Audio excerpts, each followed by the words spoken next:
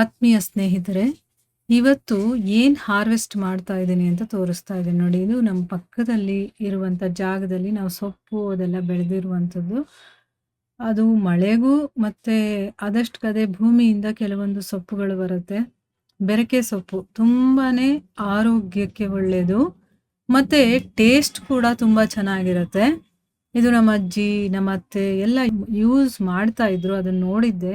ಮನೆಗಳ ಹತ್ರ ಬಂದು ಮಾರ್ತಾ ಇದ್ರು.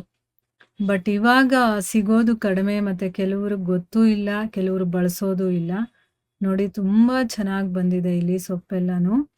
ಅದರಲ್ಲಿ ಬೇರೆ ಬೇರೆ ರೀತಿಯ ಸೊಪ್ಪುಗಳಿದೆ. ಪಾಲಕ್ ಇದೆ, ಮತ್ತೆ ಮೆಂತ್ಯ ಸೊಪ್ಪಿದೆ ಇಲ್ಲಿ. ಸಬ್ಬಕ್ಕಿ ಸೊಪ್ಪು ಸ್ವಲ್ಪ ಇದೆ, ಮತ್ತೆ ಕೆನ್ನೆ ಸೊಪ್ಪು ಅಂತ ಹೇಳ್ತಾರಲ್ಲ ಅದು, ಗೋಣಿ ಸೊಪ್ಪು, ಆಮೇಲೆ ಕಾಶಿ ಸೊಪ್ಪಿದೆ.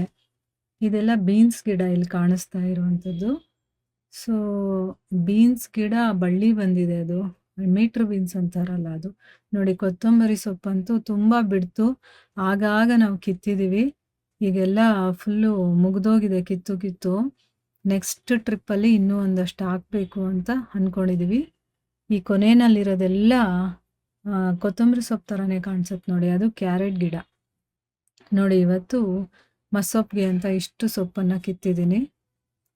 ತುಂಬ ಚೆನ್ನಾಗಿರುತ್ತೆ. ನಾವೇ ಬೆಳೆದು ಅದರಲ್ಲಿ ಸಾರು ಮಾಡ್ಕೊಂಡು ತಿಂದಾಗ ಇನ್ನೂ ಒಂದಷ್ಟು ಖುಷಿ ಆಗುತ್ತೆ. ಯಾಕಂದರೆ ಇದೆಲ್ಲ ಕೆಮಿಕಲ್ ಇಲ್ಲದೆ ನಾವೇ ಬೆಳೆಸಿರೋದ್ರಿಂದ ಅದು ಆರೋಗ್ಯಕ್ಕೂ ಕೂಡ ತುಂಬ ಒಳ್ಳೆಯದು. ಸೊ ಆದಷ್ಟು ನಾವೇ ಬೆಳೆಸ್ಕೊಂಡು ತಿನ್ನೋದನ್ನು ನಾವು ಹೇಗಾದರೂ ಪಾಟಲ್ಲಾದರೂ ಪರವಾಗಿಲ್ಲ ನಾವೇ ಬೆಳೆಸ್ಕೊಂಡು ನಾವು ಯೂಸ್ ಮಾಡೋದನ್ನು ಕಲ್ತ್ಕೊಳ್ಳೋಣ. ಧನ್ಯವಾದಗಳು.